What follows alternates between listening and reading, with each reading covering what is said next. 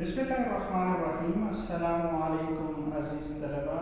Cost of goods sold के हवाले से हमारी लेक्चर सीरीज़ चल रही है। लास्ट लेक्चर में हमने कॉस्ट ऑफ गुड्स सोल्ड का परफॉर्मा जो है वो बनाया था। आज हम इंशाल्लाह एक न्यूमेरिकल सॉल्व करेंगे ताकि हमें cost of goods sold calculate करना सही तरह से समझ में आ सके। न्यूमेरिकल सॉल्व करने से पहले अगर आपने चैनल को सब्सक्राइब नहीं किया तो चैनल को सब्सक्राइब कर दें और वीडियो देखने के बाद अगर आपको अच्छी लगे तो वीडियो को लाइक जरूर कर दीजिएगा।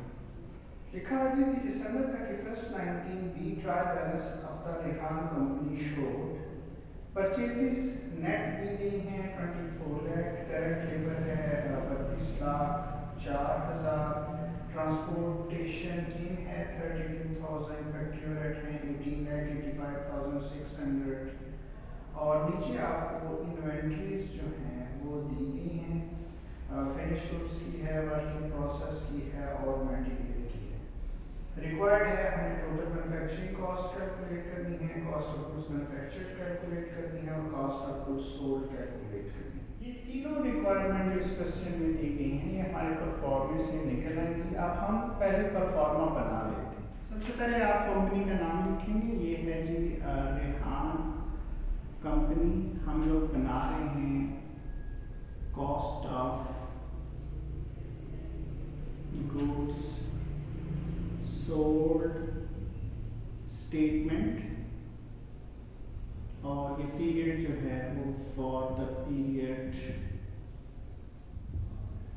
एंडेड ये उसने बताया है 31 दिसंबर है 19B जो है वो ये मेंशन। अब सबसे पहले हमने जो कॉस्ट ऑफ डायरेक्ट मटेरियल या रॉ मटेरियल यूज्ड है वो कैलकुलेट करनी होती है। मटेरियल यूज्ड, अब इसके पॉइंट्स आपको पता है।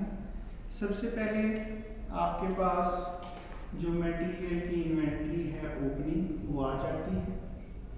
जो मटेरियल इन्वेंट्री हमारे पास बिगनिंग है, इसमें हम ऐड करते हैं जो हमने मटेरियल परचेज किया है। और परचेज में से मैंने आपको बताया था दो आइटम लेस होते हैं, एक परचेज रिटर्न और दूसरा जो है वो परचेज डिस्काउंट। तो जब ये दो आइटम हम इसमें से लेस करते हैं तो ये हमारी आ जाती हैं नेट परचेजेस। इसके बाद हमने इसमें ऐड करने होते हैं जो हमारे डायरेक्ट एक्सपेंसेस हैं। जो मटेरियल हमने ख़रीदा था वो अपने गोडाउन तक लाने के लिए, अपनी फैक्ट्री तक लाने के लिए जो एक्सपेंसेस होंगे, इन तीनों अमाउंट्स को जब हम सम अप करेंगे तो ये हमारी आ जाएगी cost of raw material available for use. Available for use, जितना मटेरियल हमारे पास मौजूद है और इसमें से फिर हमें लेस करना होता है जो हमारी मटेरियल की इन्वेंट्री है एंडिंग या क्लोजिंग, जो साल के आखिर पे हमारे पास मटेरियल बच गया है। जब ये लेस करते हैं तो ये हमारी आ जाती है cost of direct material use. तो पहला पॉइंट हमने क्लियर कर लिया कि हमारे पास जो मटेरियल यूज हुआ है वो कितना है। अब इसमें हम वैल्यूज पुट करते हैं। इन्वेंट्री आपको दी गई है, मटेरियल इन्वेंट्री ओपनिंग है 1,76,000 और क्लोजिंग है 1,96,000।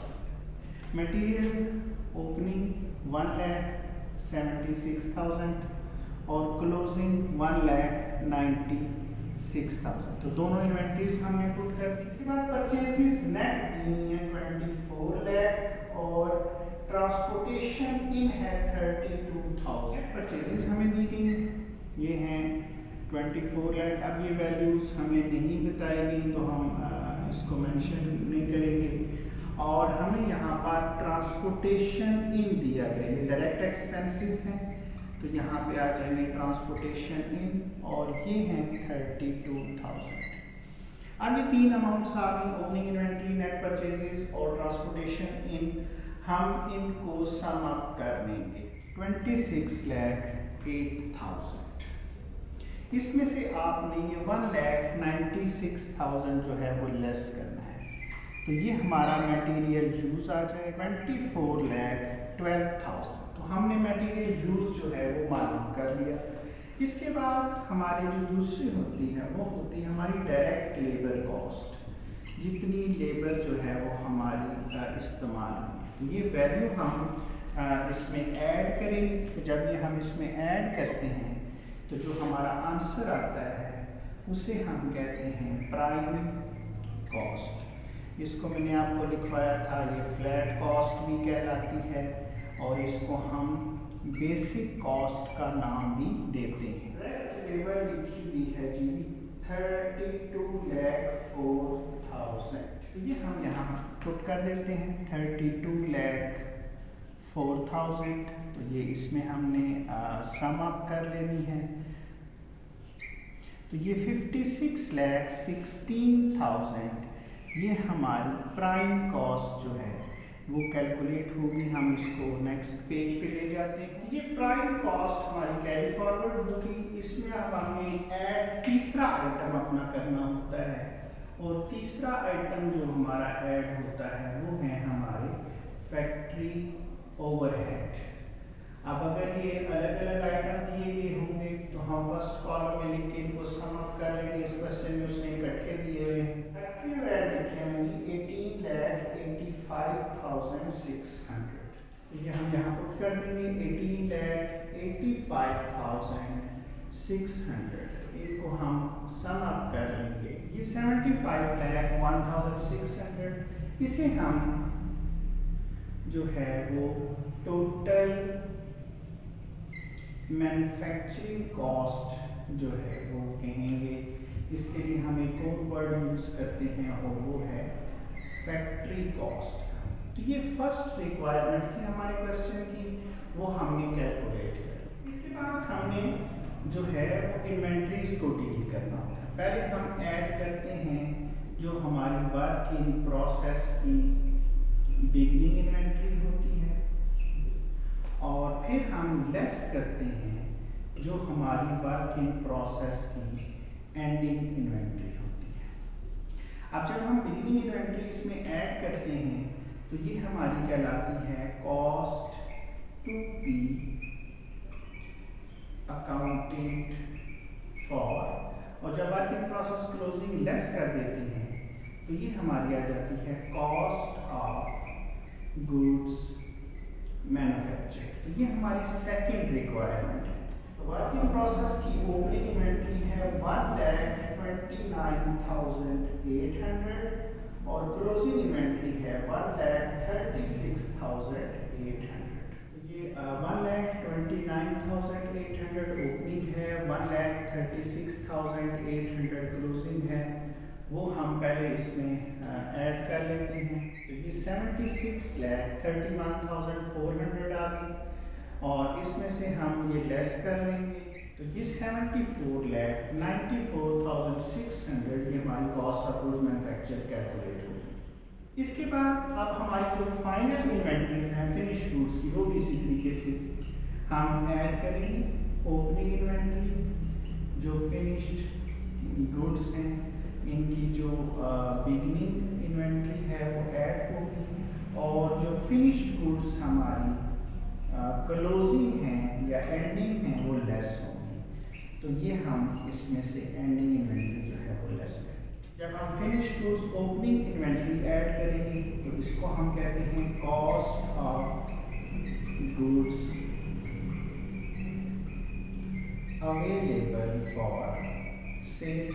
और जब हम फिनिश गुड्स क्लोजिंग लेस कर लेते हैं तो ये हमारी आ जाती है कॉस्ट ऑफ गुड्स सोल्ड, जो हमारी फाइनल रिक्वायरमेंट है इस क्वेश्चन की। बिगिनिंग इन्वेंट्री है 6,20,000 और क्लोजिंग इन्वेंट्री है 4,67,400।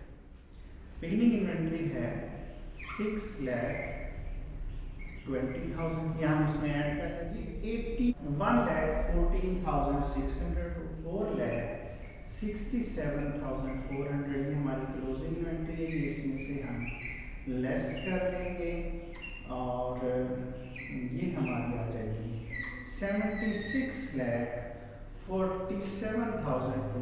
तो ये हमारी तीनों जो है वो कैलकुलेशंस जो है वो परफॉर्म होगी। अब उसने क्वेश्चन में हमसे 3 चीज़ें पूछी थी, मैं मार्क कर देता हूँ।